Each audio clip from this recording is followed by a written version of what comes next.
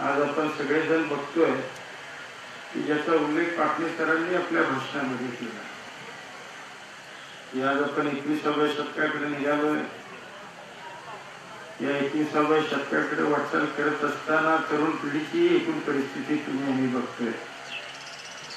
प्रत्येक घरामध्ये असणारे आमचे तरुण आणि तरुणी कशा पद्धतीचं त्या ठिकाणी शिक्षण घेतात, काय करतात हे तुम्ही आम्ही प्रत्येक जण आपापल्या घरामध्ये बघतोय. परंतु या आशिषचं व्यक्तिमत्व थोडस वेगळं होतं.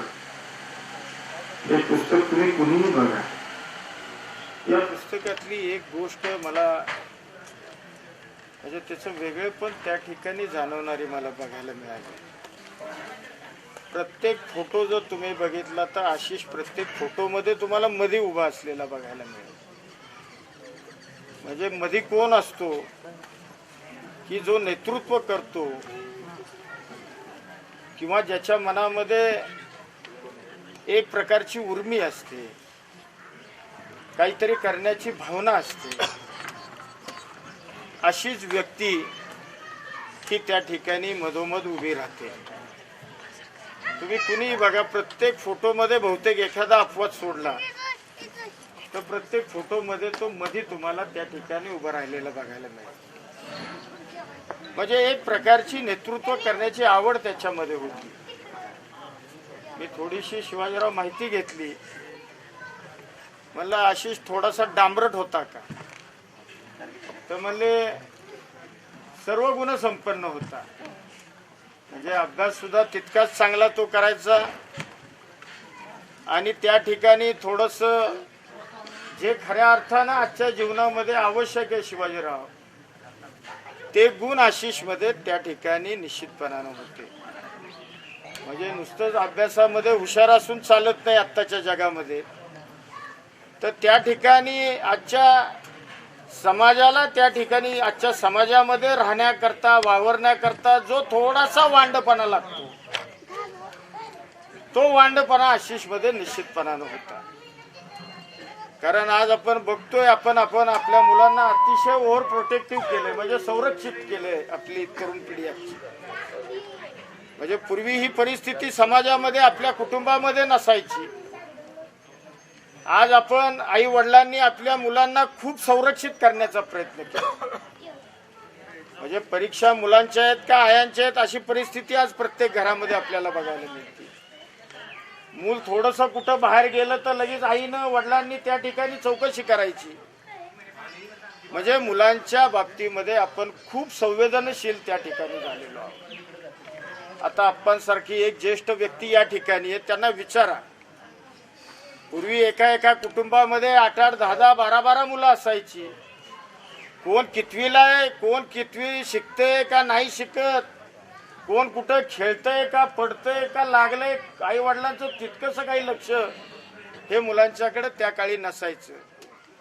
परंतु आज आपण मुलांना खूपच संरक्षण त्या ठिकाणी दिलंय.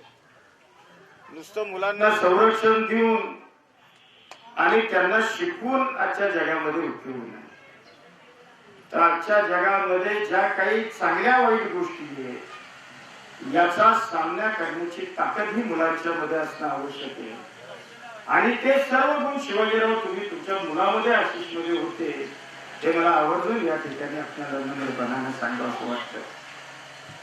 म्हणजे त्याचे काही गुण शिवाजीराव ऐकले तर मला माझ्या लहानपणाची आठवण झाली. ही वस्तुस्थिती आहे.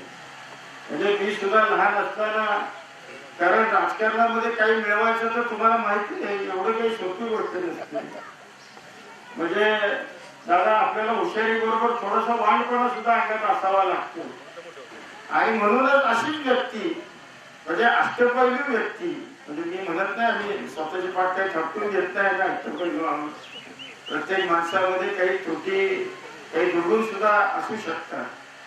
परंतु नेतृत्वाला असणारे आवश्यक गुण हे निश्चितपणाने आशिषमध्ये त्या ठिकाणी आपल्याला सगळ्यांना बघायला मिळाले. तो मुलगा समाजामध्येच प्रिय नव्हता, तर घरामध्ये सुद्धा आई वडिलांची खूप त्याने सेवा केलेली मी ऐकलं. म्हणजे वडिलांचं पायाला काहीतरी ऑपरेशन झालं होतं, त्यावेळेलाही वडिलांना महिना 2 महिने त्यांना स्वतः अंघोळ घालायचं. आता कोणाच्या घरामध्ये आपली मुलं काय करतात मी ते तुम्हाला कुणाला सांगायची गरज नाही. आईच्या बाबतीमध्ये आईचं सुद्धा ऑपरेशन झालं काहीतरी, त्यावेळेला सुद्धा आईची त्याला खूप सेवा केली. म्हणजे या जगामध्ये म्हणजे नेहमी आपण म्हणतो की जो आई वडिलांची सेवा करतो त्याला परमेश्वर आयुष्यामध्ये काही कमी येत नाही. परंतु आशिषच्या आयुष्यामध्ये नेमकं उलटे झाले. त्याने आई वडिलांची मनोभावे सेवा केली. तो नातेवाईकांमध्ये मित्रमंडळींमध्ये त्या ठिकाणी त्याने स्वतःचं स्थान आणि प्रेम त्याच्या संदर्भातलं निर्माण केलं. परंतु परमेश्वरानं त्याच्यावर हा अकाली घाला घातला आणि आशिषला तुमच्या आमच्यातून त्या ठिकाणी परमेश्वर घेऊन गेला. ही खरोखर अतिशय मनाला वेदना देणारी गोष्ट ही आशिषच्या जाण्यानं या निश्चितपणानं झाली. आज 1 वर्ष होऊन सुद्धा त्याच्या आई वडिलांचे त्याच्या कुटुंबियांचे अश्रू आज त्या ठिकाणी थांबत नाही. हे त्याच्या येथून असणाऱ्या जगण्याचं जो काही तो जगला याच्यावरून तुम्ही आम्ही त्याचं मूल्यमापन करू शकतो. असा एक चांगला मुलगा 1 वर्षापूर्वी देवाला प्रिय झाल्या अशा या आशिषला मी माझ्या वतीनं आपल्या सगळ्यांच्या वतीनं त्याच्या पवित्र स्मृतीस मनापासून या ठिकाणी विनम्र अशा प्रकारचं अभिवादन करतो. परमेश्वरानं या ठिकाणी जो त्यांचा दुसरा मुलगा आहे अभिषेक, त्याला आणि शिवाजीरावांना त्यांच्या मिसेस आणि सर्व कुटुंबियांना परमेश्वरानं ते दुःख त्या ठिकाणी झेलण्याची तर शक्ती दिलेलीच आहे.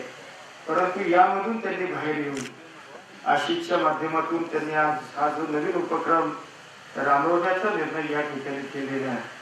म्हणजे नुसतंच त्याच्या संदर्भातली भाषणं न करता त्या संदर्भामध्ये काही स्पर्धांचं आयोजन केलं. म्हणजे आशिषला ज्या काही प्रिय गोष्टी होत्या त्या संदर्भामध्ये सुद्धा त्यांनी मुलांच्या स्पर्धांचं आयोजन करून मुलांना प्रोत्साहन देण्याचाही प्रयत्न या माध्यमातून निश्चितपणाने केलेला आहे. भविष्यामध्ये सुद्धा शिवाजीराव या माध्यमातून काही जी पाटले सरांनी भावना व्यक्त केली ती भावना मी व्यक्त करतो की चांगल्या प्रकारचे वक्ते आणून प्रबोधन कसं तरुणांच्यावर होईल, समाजाला एक चांगली दिशा कशी मिळेल अशा पद्धतीचा प्रयत्न आपण इथून पुढच्या कालावधीमध्ये करावा अशा प्रकारची ही भावना मी आज या ठिकाणी व्यक्त करून मी पुन्हा एकदा त्याच्या पवित्र स्तुतीस अभिवादन करून मी माझे 2 शब्द थांबवतो. जय हिंद, जय महाराष्ट्र. धन्यवाद बाबा. या पुस्तिकेमध्ये आणि आशिष जाण्या अगोदर 8 दिवस त्यानं काही संकल्प सोहळे आपल्या वहीमध्ये लिहून ठेवली होती. त्यात त्यांचा इथे उल्लेख करणं क्रमप्राप्त. त्यातील काही ही संकल्प सोहळे अशी होती. इतिहास सांगतो काल सुख होतं, विज्ञान म्हणतं उद्या सुख मिळेल, धर्म म्हणतो सुख आज आहे. आणखी एक संकल्प सुमन त्यानं लिहिलं होतं की आपल्या सुखात आपण इतरांना सहभागी करा आणि दुसऱ्याच्या दुःखात आपण त्यांचे भागीदार व्हा. अशा संकल्प सुमनांचा त्याच्याकडे एक मोठा संग्रह होता. स्वतः तो संकल्प सुमन लिहित होता. असा हा आशिष आज आपल्यामध्ये नाही. त्याचा आपण इथे प्रथम स्मृतिदिन साजरा करतो आहोत. या कार्यक्रमाकरिता उपस्थित झालेल्यांचे हार्दिक आभार मानण्याकरिता मी विनंती करतो सन्मान्य शाली अशोकराव भोसले पोलीस पाटील. आभार प्रदर्शनानंतर पसाय गानाने या कार्यक्रमाची सांगता होईल. सन्माननीय अशोकराव भोसले पोलीस पाटील यांना विनंती आपण आभार व्यक्त करावे.